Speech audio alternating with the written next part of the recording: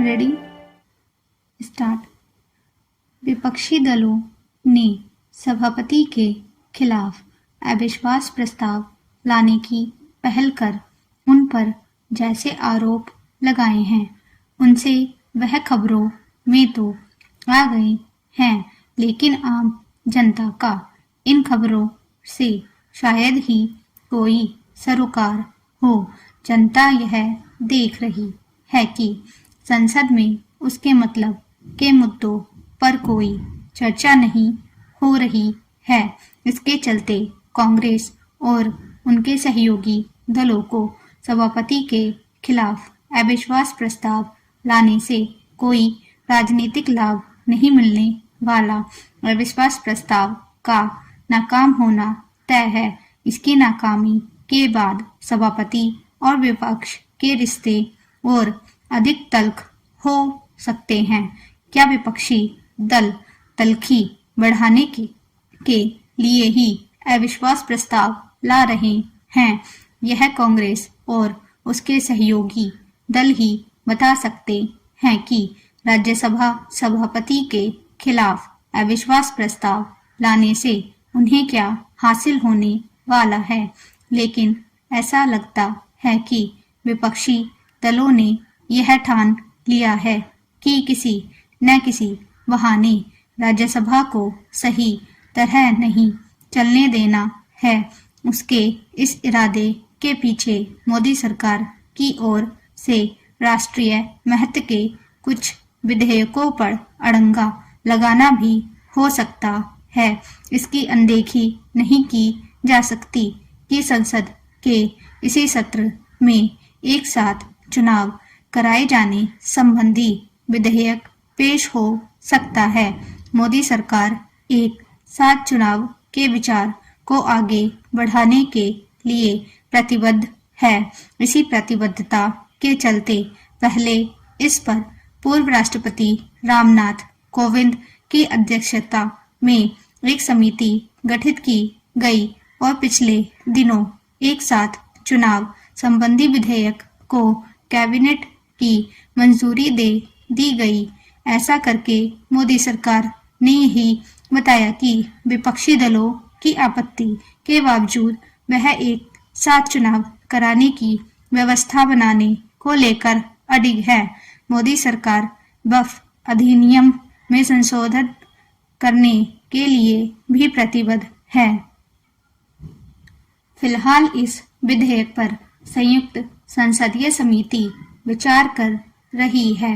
विपक्ष की मांग इस समिति का कार्यकाल बढ़ा दिया गया है, लेकिन संसद के अगले सत्र में सरकार इस विधेयक को पारित करने का इरादा रखती है।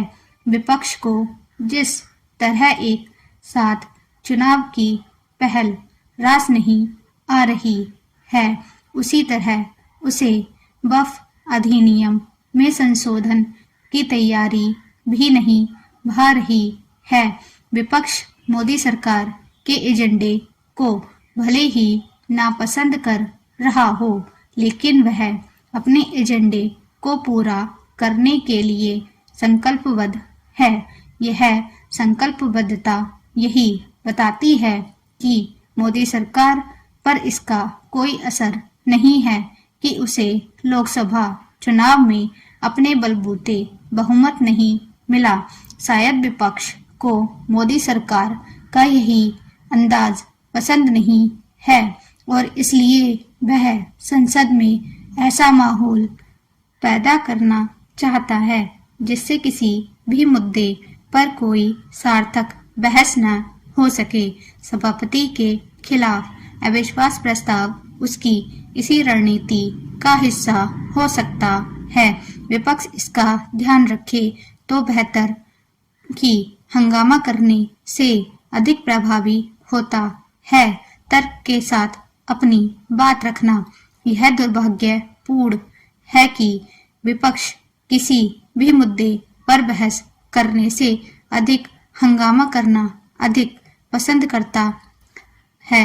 जब संसद में हंगामा होता है तो नुकसान विपक्ष को भी होता है, क्योंकि जनता को केवल यह संदेश जाता है कि संसद में हंगामा हुआ, न कि यह कि उसने किस मुद्दे पर क्या कहा। यह अच्छा हुआ कि लगातार बाधित हो रही संसद में संविधान पर चर्चा के बहाने हंगामा थम गया और लोकसभा में सत्ता पक्ष और विपक्ष बहस करने के लिए तैयार हो गए। लेकिन संविधान पर चर्चा के दौरान कुल मिलाकर आरोप प्रत्यारोप का सिलसिला ही आगे बढ़ता दिख रहा है। संविधान पर चर्चा के नाम पर उन्हीं मुद्दों को रेखांकित किया जा रहा है जो पहले भी उठाए जाते रहे हैं और जिनके जरिए एक दूसरे को कटघरे में खड़ा किया जाता रहा है। संविधान पर लोकसभा में चर्चा के बाद राज्यसभा में भी उस पर बहस होगी। यह बहस पूरी होने पर ही यह पता चलेगा कि उसका निष्कर्ष क्या रहा। लेकिन जैसी शुरुआत हुई है उसे देखते हुए यह नहीं लगता कि इस चर्चा से देश की जनता को कुछ हासिल हो सकेगा। संविधान पर चर्चा इसलिए हो रही है क्योंकि उसे अपनाए हुए 75 वर्ष हो चुके हैं। संविधान पर विमर्श के लिए यह अवसर बिल्कुल उपयुक्त है, लेकिन सार्थक चर्चा का अभाव इस अवसर को गंवाने का ही काम करेगा। सत्ता पक्ष के अनुसार वह संविधान के प्रति समर्पित है और मोदी सरकार उसी के अनुरूप आगे बढ़ रही है, लेकिन विपक्ष को ऐसा बिल्कुल भी नहीं दिख रहा है। उसके अनुसार सरकार संविधान की भावना के प्रतिकूल कार्य करते हुए उसकी अनदेखी कर रही है। विपक्ष के रवैये से यही साबित हो रहा है कि वह यह समझना चाहता है कि सरकार संविधान को बदलने का इरादा रखती है। यह वही पुराना आरोप है जिसे लोकसभा चुनाव के समय जोर जोर से प्रचारित किया गया था। इस प्रचार के चलते विपक्ष को कुछ राजनीतिक लाभ भी मिला था। लगता है कि विपक्ष ने यह मान लिया है कि उसकी ओर से संविधान खतरे में है का जो हुआ खड़ा किया जा रहा है उससे उसे आगे भी राजनीतिक और चुनावी लाभ मिलेगा, लेकिन वह ध्यान रखे तो बेहतर की काठ की हांडी बार बार नहीं चढ़ती। यह विचित्र है कि संविधान एक है, लेकिन उसके पालन के मामले में दोनों पक्षों का दृष्टिकोण एक दूसरे के सर्वथा विपरीत है। आखिर ऐसे कैसे हो सकता है? संविधान पर बहस का कोई लाभ तो तब मिल सकता है जब वह इस पर केंद्रित हो कि उस पर सही तरह अमल कैसे हो और उन कारणों का निवारण कैसे किया जाए जिनके चलते नियम कानूनों का अनुपालन संविधान की मूल भावना के अनुरूप नहीं हो पा रहा है। यदि सत्ता पक्ष और विपक्ष में संवैधानिक प्राविधानों के पालन को लेकर कोई सहमति ही नहीं बनेगी, तो फिर संविधान पर चर्चा का उद्देश्य कैसे पूरा होगा?